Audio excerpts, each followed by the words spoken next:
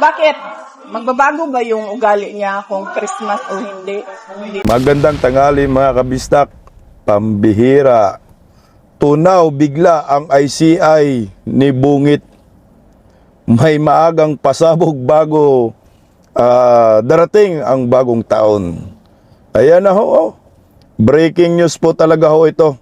Rosana Pajardo nagbitiw na bilang commissioner ng ICI. Iyak ang animal. Wala na kasing kredibilidad talaga yung ICI.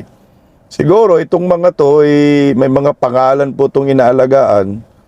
Ayaw nilang masira yung kanilang integridad, kredibilidad sa mga panahong ito. Dahil alam ho natin, simulat sa poll, binabatikos na po itong ICI. Talagang iniwan na po, tatlo na po yung mga orihinal na miyembro ng ICI na lumayas dito. At ang naiwan na lang si Andres Reyes ba yun? Romualdez, lumabas. Lumabas na. Putang ina, wala na, sobrang payat. Nagkasakit na yata yung anak ng kagwang na ito. Pero talagang may sakit ito. Itong si Martin Romualdez. Baka malapit na rin ho ito. Susunod kay Akop. Diba nung kamakailan nag-request siya na aalis siya ng bansa para magpagamot. Baka nga nasa ibang bansa na ho ito. Pero kapansin-pansin po ang pagpayat ng buhayang ito. At pag-usapan rin po natin itong interview kay Vice President Inday Sara Duterte. Mantakin mo ha, noon ay si Vice President Inday Sara Duterte merong message kay Bungit.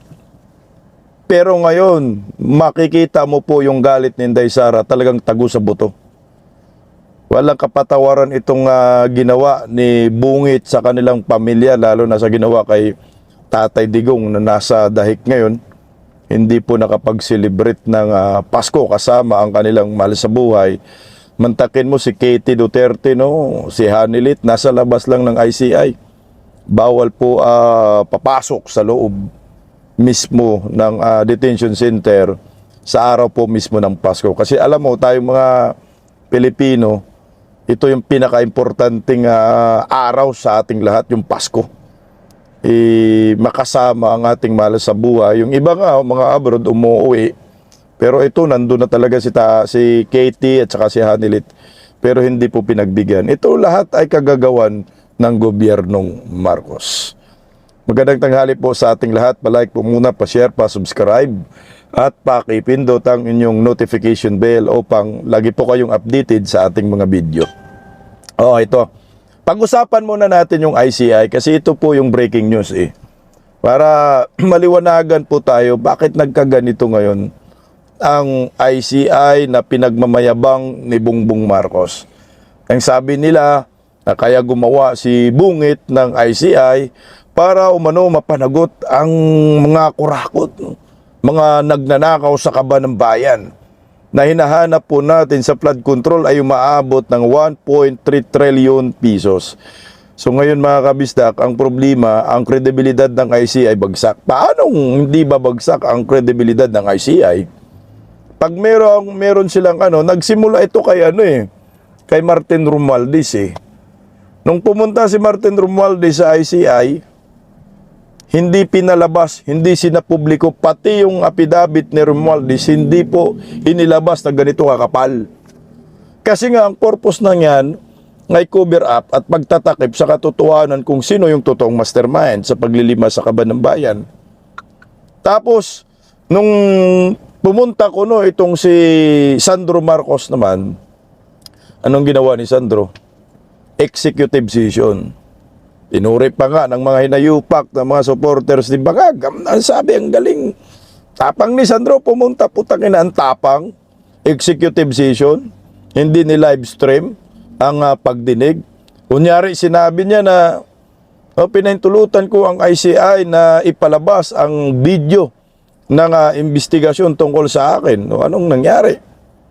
Nilabas ba? Hindi. Kasi nga, binawi ni Sandro Marcos ang kanyang sinabi. Hindi na niya pinapalabas ang lahat ng mga nilalaman ng naturang hearing. O sinong niloloko nila? Di ang taong bayan. Optics, no? Pag tiningnan mo po, kung ikaw miyembro ng ICI, talagang makapag-isip ka ng hindi maganda. Dahil halatang halata naman ang direksyon ng ICI ni Bungit na pagtatakip lamang. Yung word na independent, ano lang yan, palabas lang. Pero dependent talaga ito. Una pa lang, binatikos na po natin yung ICI. Mas gusto po natin yung Senate Blue Ribbon Committee. Kasi nga, nakikita mo live stream yung pag-scrutinize ng mga senador sa mga resource person, talagang live na live. So ngayon, napilitan nga sila nag-live, kaso nga lang, puro executive session yung labas pag may mga kongresista na pinapatawag. So suma total, hindi epektibo ang ginawang ICI ni Bongbong Marcos. Kaya ngayong araw, bumugad po mga kabisdak, bigla nagbitew sa pwesto itong si Commissioner Rosana Pajardo bilang commissioner ng ICI. Putang ina. Sakit sa ulo niyan ni Bungit. Ano ang ibig sabihin niyan? Wala na, hindi nagustuhan ng babaeng ito ang pagpapatakbo ng ICI. Kasi siyempre ang gusto mo may managot. Ang tao galit na. Yung Pasko natapos na. Anong pinagmamalaki ni Bongbong Marcos? Sabi ni Bongbong Marcos, may makukulong daw sa Pasko. Gumawa pa sila ng kulungan kasama si John B. Crimolia, pinagmamayabang pa na mapupuno daw sa Pasko. Pero may nakulong ba? Walang nakulong. Ang nagamit lang nilang pampalabas, pampalubag loob sa mga Pilipino, itong si Diskaya. Pero hindi po si Diskaya ang gusto ng mga Pilipino na makulong. Sino ang gusto ng mga Pilipino na makulong? Si Martin Romualdez, Saldico, pati yung asawa niya, pati si Sandro. Ang question kasi dyan, mapakulong ba nila? Makasuhan ba nila? Kahit man lang makasuhan. Si Martin Romualdez hanggang ngayon walang kaso. Sandro Marcos walang kaso. Ang may immunity sa pamilya ni Bongbong Marcos, siya lang yung presidente. Pero si Lisa Marcos, hindi na imbestigahan. Kaya pag tiningnan mo, ikaw ICI, puta na, hindi pwede ito. Akala ko ba independent kami?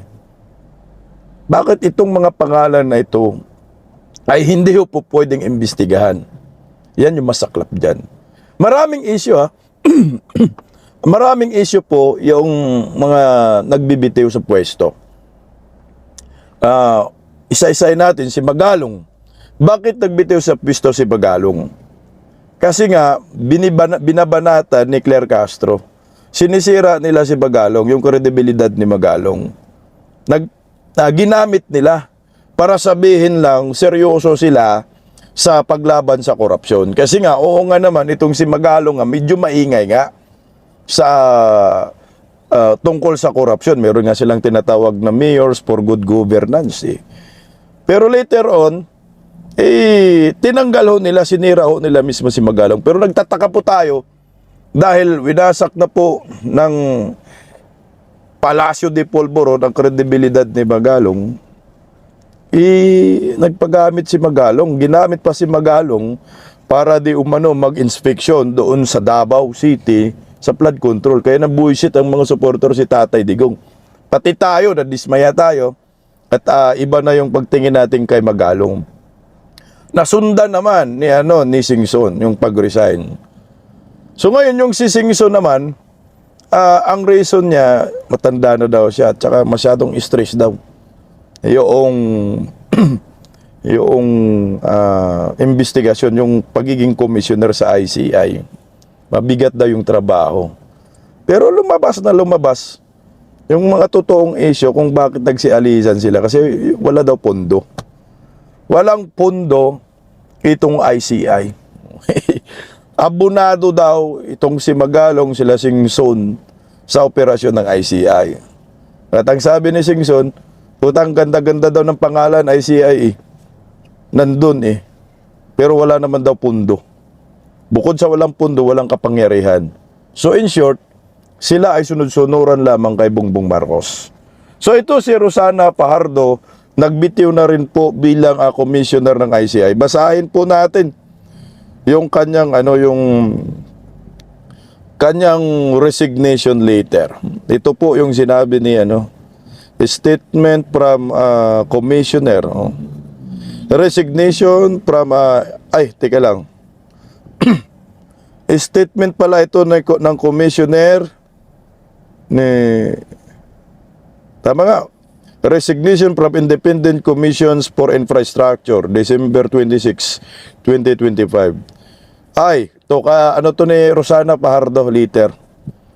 Commissioner Rosana E. Fajardo have tendered my courtesy resignation from the Independent Commission for Infrastructure effective December 31, 2025. So effective na. Since my appointment in September 2025, I have been committed to advancing the Commission's objective, particularly in the areas of financial oversight and infrastructure project investigation. Throughout my tenure, I have developed comprehensive approaches for evidence gathering, prepared detailed work plans, and supervise volunteer efforts in investigations. My contributions have led to recommendations aimed at improving government procurement and budgeting processes related to infrastructure projects. I have completed the work I set out to accomplish when I was appointed, ensuring that the foundational goals of the Commission have been met. I believe that the investigative and prosecutorial responsibilities will now transition to other agencies, such as the Department of Justice and the Office of the Ombudsman, which are better positioned to ensure accountability for contractors and government officials. Additionally, with the recent prioritizations of bills for the creation of the Independent Commission Against Infrastructure's Corruptions and Independent People's Commissions, a permanent commission with enhanced powers will be more effective in supporting the Ombudsman Office in prosecuting parties involved in irregular government infrastructure projects. Excuse me po. It has been a profound honor to serve alongside individuals who are deeply committed to transparency and accountability, dedicating themselves selflessly to the Filipino people. I am grateful for the opportunity to contribute to a collective missions that prioritizes the welfare of our citizens. Mukhang ang babaw ng reason ni Rosana Fajardo kasi ang sabi niya dyan, tapos na daw yung kanyang tungkulin. Tapos, yung dapat daw na gaganap sa mga tungkulin para mag-prosecute, mag-imbestiga, andyan na daw sa Department of Justice at saka sa Ombudsman. At meron na daw umanong panukalang People's Independent, basta yung parang ICI din yung dating gagawing batas na People's Independent investigative. Putang ina kung yun lang pala ang hangarin ninyo, putang ina, bakit pa nagtatagpa tayo ng ICI? So anong purpose ng ICI? Panglilihis lang talaga, pang cover up lang talaga. Kasi sinabi mo DOJ at saka Ombudsman. Di una pa lang bago kayo mag-ICI, may Ombudsman na, may DOJ na eh. So dapat hindi nyo na lang tinanggap itong posisyon ninyo diyan sa ICI. At hindi na lang po kayo pumayag na gumawa ng ganitong klaseng komisyon. Dahil useless naman ho talaga. Ako tama yung sinabi mo ma'am na may Ombudsman naman na eh. May DOJ naman eh. Sila na lang bahala dyan. Pero bakit tinanggap nyo una pa lang yung posisyon ninyo bilang isang komisyoner sa ICI na alam nyo naman pala na mayroong Ombudsman ang DOJ? Yun naman talaga dapat. Ako nga sabi ko, putang ina, dapat ano na lang eh, yung Senate Blue Ribbon Committee, yung mag-imbestiga, dahil live na live. Mantakin mo ha, ang tanong ko dito, kasi sabi ng Malacanang, kasi yung issue is yung pondo, malamang yun din eh. Ilang milyon yun? 40 million ba yun? Nabigay na ba sa inyo yung 40 million? Baka pagkatapos magbigay sa inyo ng 40 million, nagsialisa na kayo. So putang ina, ginigisa tayo sa sariling mantika natin.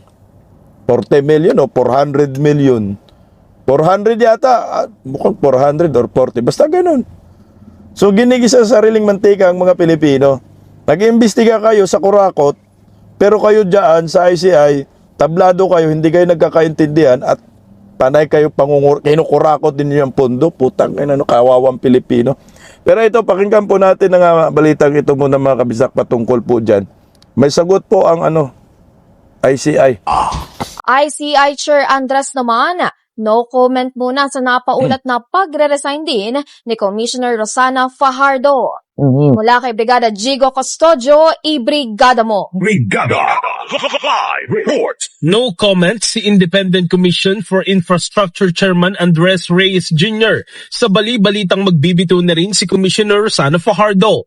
Nauna nang sinabi ni dating ICI Special Advisor at Baguio City Mayor Benjamin Magalong na may isa pang commissioner na inaasahang magre-resign. Matatanda ang bukod kay Magalong, nagbitiw na rin sa pwesto si Commissioner Babe Singson na epektibo ngayong Lunes, December 15. Samantala, humarap sa pagdinig ng ICI si DBM Acting Secretary Rolando Toledo kung saan tinalakay ang budget process. Pumayag si Toledo na i-livestream ang pagdinig. Ipinaliwanag din niya kung paano siya naitalaga bilang Acting DBM Secretary. Ayon kay Toledo, walang alam ang DBM sa mga amendment and insertion sa National Expenditure Program. Dagdag pa niya, nawawala na ng kontrol ng DBM sa NEP kapag naipasa na ito sa Kongreso, partikular sa mababang kapulungan. Tinatayang nasa mahigit 200 billion pesos ang mga insertion sa 2025 General Appropriations Act. In the heart of changing lives, ako si Brigada Jigo. No comment si Andres Reyes. Naalala ko po yung sinabi ni Magalong na meron pang isang commissioner na mag-resign. Pero hindi po ito yung inaasahan natin. Alam natin na mag-resign si Azurin. Azurin din yan. Azurin ni Bangag yan eh. Na sinabi nga ho ni Magalong na si Azurin abonado yan eh. Dahil si Azurin daw at saka si Andres Reyes, meron silang hindi pagkakaunawaan. Ayaw ni Azurin yung pamamalakad ni Andres Reyes. Pero lumalabas, si Rosana Fajardo yung nagbitiw ngayon. So in short, wasak na itong ICI ni Bongbong Marcos.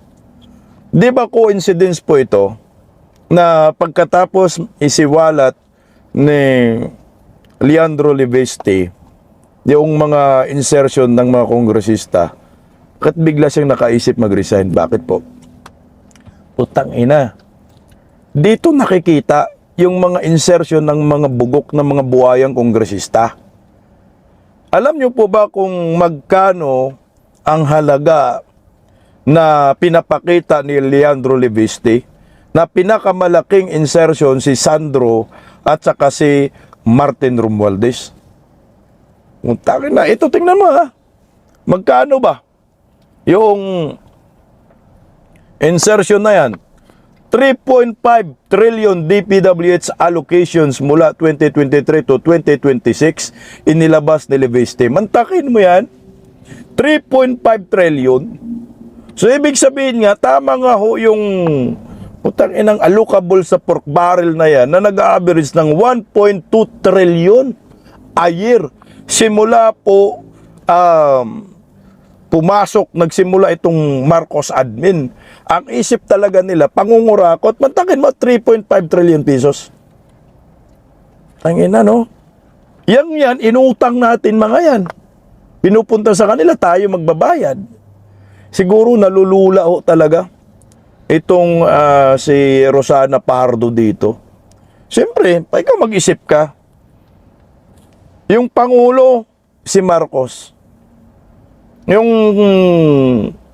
damay dito sa investigasyon ng flood control, yung anak niya si Sandro. At ang pinakababoy, pinakabuaya, si Martin Romualdez. Pareho ho. So mag-iisip ka, damay pa si Liza Marcos. Kung kayo mag-iisip ka, putang ina, no? Paano namin mapanagot yan? Yung anak ng presidente, papanagutin namin, kasuhan namin. Nung pumunta nga dito sa ICI, ang ginawa, executive session, puta malabo. Baka pag binangga pa namin, kami pang masama. Martin Romualdez, hanggang ngayon walang kaso, anak ng kamuti. Tapos lalabas po itong mga isiniwalat ni Leandro Leviste na umaabot sa 3.5 trillion pesos itong allocation. Yan ay allocables. Ito yung inaalok sa mga kongresista na amount. Yun yung taba na sinasabi ni Senador Marcolita na hindi ho masolusyonan ng gobyernong Marcos. Kasi nga sila po ang gumawa nito. Ang tawag dyan sa Cabral Files na yan ay Baseline Balance Manage. In short, BBM. Utangin ang sindikato ng mafia, no? Pinangalanan talaga sa presidente. Sige nga, kaya pa panagutin to ni Rosana? Yung recommendation ni Rosana, okay, kasuhan siguro. Hindi ho pinapakinggan ni Andres Reyes. Kasi pag tiningnan mo, si Andres Reyes na lang ho, ang natitirang original na komisyoner dyan. Yung iba wala na. O, tingnan mo. Ito yung original. O, tika lang. Ayan. Ito po yung original na mga commissioner. Rogelio Singson, nag-resign. Si Rosana Fajardo, nag-resign na rin. Si Benjamin, tapos na. Kaya si Aso rin naman, balita natin, aalis kasi hindi nga sila magkaintindihan. Tingnan mo bungit. Itong mga taong ito, maganda sana yung mga kredibilidad nito, integridad. Nakikita mo talaga makabayan. Pero nga, ang kanilang pinagsilbihan na si Marcos, putang ina, seryoso ba na labanan ang korupsyon? Kasi kung seryoso labanan ang korupsyon, ang anak ng kamote, isipin mo 3.5 trillion na yung allocable si tinawalat ni Leviste, kinasuhan mo na dapat si Martin Romualdez. Ito yung mali ni Marcos. Hindi nila kinasuhan si Martin Romualdez. Pero kung kinasuhan nila si Martin Romualdez, baka mapaniwala pa tayo. At yung kredibilidad ng ICI, baka maisip natin, okay talaga to. Gusto talaga nila magpakulong ng mga kurakot. Kasi si Martin Romualdez kinasuhan. Hindi nga nangyari eh. Oh, putangin na, nangangayat na ngayong hinayupak eh. Marapit na yata matigok. Hindi nga kinasuhan. Saan yun? Tingnan mo. Ito pa lalong manggagalaiti ka dito. Kasi 'di ba, paglabas ni Leandro Leviste ng files, Cabral Files, 'di ba sinagot ng Palacio? Anong sabi ni Claire Castro? Chismis daw. Fake news lang daw, yan. Pero kumpleto Detalyado. Detalyado yung inilabas ni Leandro Leviste. Pero isa lang yung sinabi ng Malacanang, chismis lang, heresy lang. Diyan pa lang, putangina, mag-iisip ka kung ako Rosana Fajardo.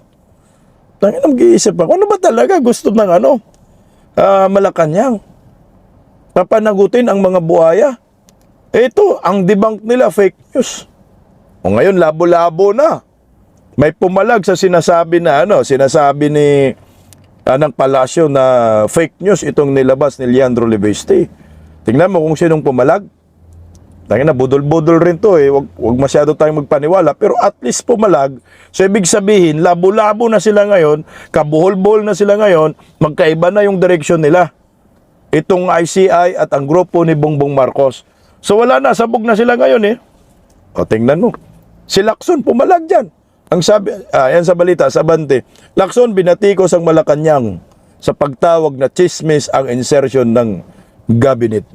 Putang ina Wala na, labo-labo na ho sila lahat. Kasi sinabi ni Leandro Leviste, executive, maraming mga insertion, hindi lang mga kongresista, mga senador. Ito na yung pinaka dilema ni Bongbong Marcos. Yung kredibilidad ng ICI, mapaniwala pa kaya ang taong bayan na sinasabi ho nila na gusto nilang may makulong. Sa akin wala ho. Hindi po yan, hindi mapaniwala nilang taong bayan. Lalo na kay Martin Romualdez, anak ng kamuti, malapit na yata itong mamatay. Ang payat na niya. Tingnan mo naglabas pa ng video, Merry Christmas daw sa inyo. Mga bubunistang tanganista, tingnan mo. Ang payat ng hinayupak. Kababayan. Tangina mga kababayan daw. Wag na natin i-play. Konti na, konti. Yan. This Christmas. Tingnan mo yung mukha ni Martin Romualdez ngayon. Hindi ganyang kapayat si Martin Romualdez. Ngayon parang may sakit na to, sakit sa bulsa nga lang to. Tsaka nai-stress na siguro siya sa kakaisip, puta. Yung pinsan ko, ang bagal mag-cover up. Hindi na lang wasakin ang mga Duterte. May cover up ginawa nga Martin Romualdez, di ba? Hinahatak ninyo kunyari si Pulong. Tapos yung mga previous project ng mga Duterte, binabahira noon ninyo. Pero walang maniwala doon. Tanga lang ang maniwala. Tingnan mo yung mukha mo. Sobrang payat mo na. Malapit ka na kunin ni Satanas. Ang problema, mukhang hindi ka tanggap sa impyerno. Baka palitan mo si Satanas sa pintuan eh. Yan Wala nang maurakot, naubos na nila. Tsaka may pumalit na sa kanila ngayon sa pangungurakot, si Boji D. At tsaka yung sino ba yung isa? Yung babae, anak ng kamuti, Swansing, ayan. Kapalit kay Saldico. Magkakasakit ka talaga niyan, sa akin lang isipin mo, kinanta ka ng pinagkakatiwalaan mo, kaibigan mo si Saldico. Pati si Bongbong Marcos, si Sandro, si Liza. Talagang mangangayat ka kasi gulo nyo Kayo gumawa ng sakit ng ulo sa sambayanang Pilipino na dapat kayo ang managot. Itong ICI, hindi man lang nagrekomenda na kasuhan tong animal na to. Ang sabi pa nga ni John Vic, mahirap daw kasuhan si Martin Romualdez. Talagang mailap. Wala daw makitang bakas ng pangungurakot, anak ng kamote. Yung malita-malita na dineliver sa bahay nila at saka sa aguda. Sinabi na ni Saldico, hindi pa ba yung sapat, yung statement ni Saldico? Na dati-rati kaibigan nila, pinagkakatiwalaan nila 3 taon. Tapos ngayon, sinira lang nila yung kredibilidad kasi nga sila yung kinanta. Ako medyo malabo na Ang tiningnan po natin, mapanagot pa kaya itong buhayang ito? Kung ako ang tatanungin ninyo, hindi yan mapanagot under Marcos admin. Pwedeng mapanagot yan pag magpalit na ng administrasyon. Pwedeng mapanagot yan kung si Vice President Inday Sara ang maging presidente ng ating bansa. Kasama si Bongbong Marcos, Liza Marcos, Sandro, pati yung mga kamag-anak nila. Pakulong talaga yan. Pero siguro pagkatapos ng termino ni Bungit, nagsiliparan ng mga yan, magsilayasan na. Kasi alam nila na si Inday Sara, no mercy talaga yan. Walang ariglo yan. Kaya nga kaliwat kanan yung kanilang propaganda. Laban kay Inday Sara, ginamit si Madriaga. Tapos nagiging TVs naman. Kasi ang point nila dyan, pag si Inday Sara maging presidente, automatic tayo, kulong tayong lahat. Kasama tong buhayang ito na hanggang ngayon ay wala pa ring kaso. Kaya siguro itong ICI na si Rosana Fajardo ay umalis. Nag-resign na. Oo nga naman. Kung yung sinabi ni Bungit, para po makulong, maparusahan ang mga kawatan, kapanipaniwala kaya? Kung ikaw meron kang inaalagaan na kredibilidad, inalagaan mo yung pagkatao mo, ayaw mong magalit ang taong bayan sa'yo. Ginawa silang dito, taga-salo ng galit ng bayan, itong ICI. So malamang, yan din ang gawin mo. Mag-resign din, kagaya ni Fajardo. Kaya ngayon, nagkaaligaga na sila ngayon eh. Paano wasakin si Inday Sara? Paano wasakin ang mga Duterte? Putangina. Kunti na lang ang pagtitiis ng bayan. Kunti na lang ang inyong kaligayahan ilang taon na lang eh. O ito, sinagot ni Vice President Inday Sara muna itong patungkol kay Madriaga. Narito po. Bahala sila kung anong gusto nilang sabihin. Basta ako, ang sinabi ko, hindi ko kilala si Ramil Madriaga. Mhm. Mga picture tayo din. Kumakalat. O tayo din, may picture din tayo. May picture ako sa at least siguro 1 milyong Pilipino. At yung mga event na yon, tulad nung inauguration ko, siguro mga nasa 4,000 tao.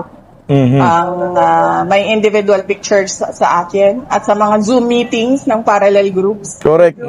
More than 300 participants ang isang Zoom meeting. So, propaganda lang ito, Bibi, sa'yo, against sa'yo. Nag-release na naman na kami ng statements eh. Kung lahat akusasyon lang, walang ebidensya, ibig sabihin, paninira lang yan. At kung paninira yan, connected pa rin yan sa 2028 presidential elections. And no, don't ask about the 2028 presidential elections, Brian. Ang sinasabi ko, wala akong i-confirm at i-deny. Kung gusto nila sila ang magsalita, then magsalita sila. Basta ang sinasabi ko, hindi ko kilala si Ramil Madriaga. Mhm. Alam nyo po kasi, yun ang ginagamit nila laban kay Vice President Inday Sara, yung picture. Ang Duterte kasi, hindi yan mga isnabira, hindi yan plastic. Pag nakita nila na supporter ka, putang ina, kahit mga 1,000 selfie pa ang gusto mo, pagbibigyan ka. Hindi yan issue eh. Kasi yan yung tatak Duterte. Siguro kung si Bongbong Marcos makitaan na ganung selfie sa mga kriminal, putang ina, talagang mag-aaduda ka na kasi nga unang-una si Bongbong isnabiyero naman yan, tinutulak nga yung mga supporters eh. At saka yung parang video call daw na sinabi nila, ewan ko kung totoo yun or AI lang. Sa Bayasum kasi, si Vice President Inday Sara ay aktibo yan. Sumasali sa mga meeting. Bayasum live pa yan. Ganon si Vice President Inday Sara. Kunyari, naalala ko yung sa kainitan sa OBP, investigasyon sa Kongreso, di ba? Sa pangunguna ng nasirang si Akop. Nagbayasum meeting nga si Inday Sara noon that time eh. Gigil na gigil si Inday Sara. At maraming nandoon. Mga political vlogger eh. Ako nga, muntikan na ako umakyat doon eh. Sulat ng mga umakyat doon, putang ina, kinasuhan ng NBI eh. Kinasuhan nila ni Ture sa Zoom meeting na yan. Kaya hindi yun issue. Tama si Vice President Inday Sara, puro lamang ito propaganda. Ang bottom line pa rin, 2028 presidential election. Napansin po, nabuhisit si Inday Sara kay Bray. Sa News 5. Alam mo, Bray, sa News 5, putang ina mo, bias yung mag-report na itong hinayupak na to, taga Davao pa naman tong baklitang ito. Pero bias yung report niya. Nabubuisit si Vice President Inday Sara, buti hindi ka na-uppercut dyan eh. Ito. Dito ko nakikita na si Inday Sara, galit na galit talaga kay Bongbong Marcos. Tagus sa buto. Alam mo yung parang, pag makita mo lang yung taong ito, Sara, gusto mong sampalin, baliktaran ho ito. Kumbaga yung galit mo, ibubuhos mo talaga sa kanya eh. Tingnan mo dito, pakinggan natin yung sinabi ni Inday dyan. The spirit of Christmas, may message ka ba kay BBM? Christmas daw? Bakit? Magbabago ba yung ugali niya kung Christmas o hindi? Hindi naman magbabago. So, and in the same vein, magbabago ba yung ugali ko kung Christmas o hindi? Hindi. So kung ayaw ko siya batiin kahapon na hindi Christmas, ayaw ko siya batiin ngayon na Pasko. Mhm. Ganun kasi ako na tao. Ayaw ko batiin ng mga ayaw ko batiin. Putya, ito talaga nakikita ko yung galit ni Inday. Wala na, kumbaga, wala nang mapaglagyan yung galit niya. Yan yung exact word. Labang kay Bongbong Marcos. Ayan yung batiin ng Merry Christmas bilang Pangulo. Kasi nga hindi siya plastic. Naalala ko yung interview na noon, doon sa Taguig, yung nag-launch ng Malasakit. Ang sabi ni Vice President Inday Sara, alam nyo, pag kaaway ko kayo, kaaway ko na kayo forever. Wala nang balikan yan. Na ito yung nakikita ko ngayon kay Inday. Meron siyang palabra de honor. Pag sinabi niya kaaway ka talaga. Makakatikim ka ng ganti. Kaya legit talaga yung tinatawag na there will be a day of reckoning. Kaya busy sila ngayon. Sirain ang mga Duterte, tarantaduhin si Inday Sara, impeachment na naman sa February, naghanda ng mga hinayupak eh. Pero ang point dyan, kaya pa ba nila? Si Vice President Inday Sara, di ba sila napapagod? Ilang milyon, ilang bilyon, silang trilyon pa kaya ang kanilang kukulimbatin sa kaba ng bayan para lamang masira ang mga Duterte. Alam mo sino nagsasuffer dito? Sino ang nagsasakripisyo dito? Tinatamaan tayo eh. Mga ordinaryong Pilipino. Dahil sa kahibangan ni Bongbong Marcos, dahil sa kapagiging obsessed ni Bongbong Marcos sa pamilyang Duterte, ang resulta, pangungurakot ang ginagawa nila para may pambayad sila sa mga propagandista nila. May pambayad sila sa mga media. May pambayad sila sa mga trolls. Ang purpose, wasakin ang mga Duterte. Kaya puro korupsyon ang resulta eh. Flood control, kung ano-ano pa, farm to market road. Ito na ho yung resulta ngayon. Sa pagiging inggit nila, pagiging obsessed nila sa mga Duterte. Alam nyo, kung yung mga pira na yan, kinurakot ng mga buhaya, kung napunta talaga sa tama, ang ganda siguro ng Pilipinas. Sa akin lang. Siguro ho, maayos ang ekonomiya. Hindi kagaya ngayon. Putang ina, palitan ng piso kontra dolyar, magsi 60 pesos na. 59 point something. 58 point, hindi bumababa ng 58. Ganun kabagsak ang ating ekonomiya. At yung mga direct foreign investors nagsilayasan na. Bakit? Putang ina, wala nang pakialam ang Marcos admin sa ekonomiya. Ang kanilang tinututukan ngayon kung paano ma-demolish si Vice President Inday Sara dahil bilang na ang araw nila. Dahil magiging presidente naman talaga yan. Pag naging presidente yan, matik yan, patay ka bangag, hindi ka lang mapunta sa ICC kundi sa Russia. Papadala ka doon ni Inday Sara, bala ka sa kanyon. Doon ka. Ngayon, tingnan mo ha. Yung panahon ho talaga, ang Panginoon pumapanig talaga sa sa may mga mabuting gawa. Tingnan mo si Tatay Digong. Pinarusahan nila ngayon. Walang kasama sa Pasko. Pero tingnan mo naman ang ICC kung ano po nangyayari sa kanila. Pakinggan po muna natin kay si Vice President Inday Sara. Unti lang. Okay lang naman yung Christmas niya kahapon, December 24. Nandoon si Kitty, yung kapatid namin, at siya ang nagbisita. Kanina din, pinakita ko yung video call ng Kitty para masabi niya sa inyo kung ano yung message ni dating Pangulong Rodrigo Duterte ngayong Pasko. Nag-video call kayo lately, kahapon. Sana Wala kaming video call. So, telephone call lang kami. ano na pag-usapan niyo? Ay, karon? Yung kahapon or ngayon? Wala. Bawal ang video call, so pwede lang kami mag-telephone call, pero hindi pa kami nagkausap ngayong Christmas. Visit po sa ang haba nun. Okay naman na madaming araw na nagkausap kami ni dating Pangulong Rodrigo Duterte at masaya ako dahil nabigyan kami ng ganyan na pagkakataon. Malungkot lang dahil siya ay nasa detention, pero masaya ako dahil nabigyan kami ng ganyan na pagkakataon mag-ama na mag one-on-one at 1 hour and a half every day para magkausap. Putya, hindi pa nabati ni Vice President Inday Sara yung kanyang tatay. First time yan nangyayari sa kanilang buhay. Pero anyway, sabi nga ho ni Tatay Digong, there will be a day of reckoning. Darating po talaga yan sa buhay ng mga animal, ng mga kurakot sa gobyerno. Kagaya ho nito, ICI, wasak na, tunaw na, walang mga kredibilidad na, putang ina, bulilyaso si Bongbong Marcos.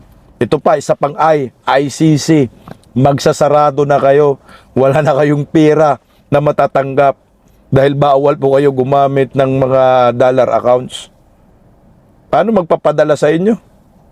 Gamitin niyo ibang tao, magdami kayo. O, galing sa ibang bansa, wala na ho yan. Talagang ang Panginoon hindi natutulog. Itong mga demonyong ito sa ICC, kasabwat si Bongbong Marcos, malapit na katapusan nila yan. Kunti na lang, tatamaan ho sila ng tinatawag na gaba.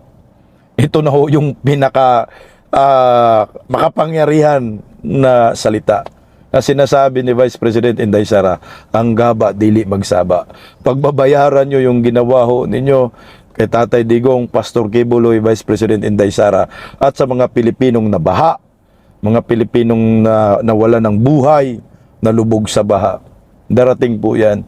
At ngayong Pasko, animal kayo, Auntie Claire, sabi mo hindi magsiselebrate ng Pasko itong si Bongbong Marcos dahil mag-overtime daw sa utang ina, taunang budget, no? Nasa na? Utang ina, hindi daw magpapasko, lus-luso ninyo. Itong gobyernong budol-budol, may katapusan po ito. Naniniwala ho ako. Darating talagang panahon. Baka bago mag-New Year, utang ina nyor, magkakaroon tayo ng bagong administrasyon. Malay natin, mapagod si Da Junior at biglang mag-resign. Di kinabukasan, si Inday Sara ng presidente, o paano yan? Kulong na lahat ang mga buhaya. Pero ito na nga ho nangyayari. Wala na. Natunaw na ang ICI ni Bongbong Marcos. Paggising sa umaga, tanghali at gabi, nakikita ko ang post niya, ang hapdi. Paano nga ba to? Di ako makatanggi. Watch ko na lang at isipin ng mabuti. Bisdak Pilipinas. Bisdak, tinig ng katotohanan. Sa bawat vlog may laban sa kasinungalingan. Mulat ang mata, gising ang masa. Bisdak Pilipinas, para sa bayan, gumigising sa diwa. Sa likod ng kamera, tapang ang dala, walang sinasanto kung mali ang gawa. Hinay-hinay, pero palaban. Boses ng tao sa digital na labanan. Bisdak, tinig ng katotohanan. Sa bawat vlog may laban sa kasinungalingan. Mulat ang mata, gising ang masa.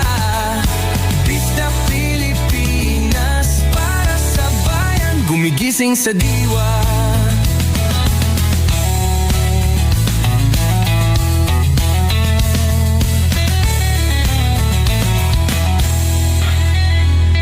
Hindi artista, hindi politiko, pero ang katotohanan, sigaw niya ay buo.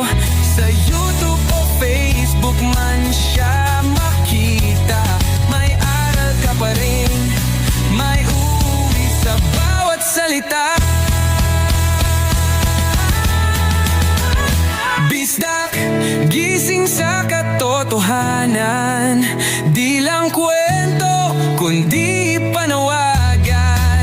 Sa bawat Pilipinong naghahanap ng liwanag. Bisdak Pilipinas, kasama sa pagbangon ng bayan. Bisdak Pilipinas, boses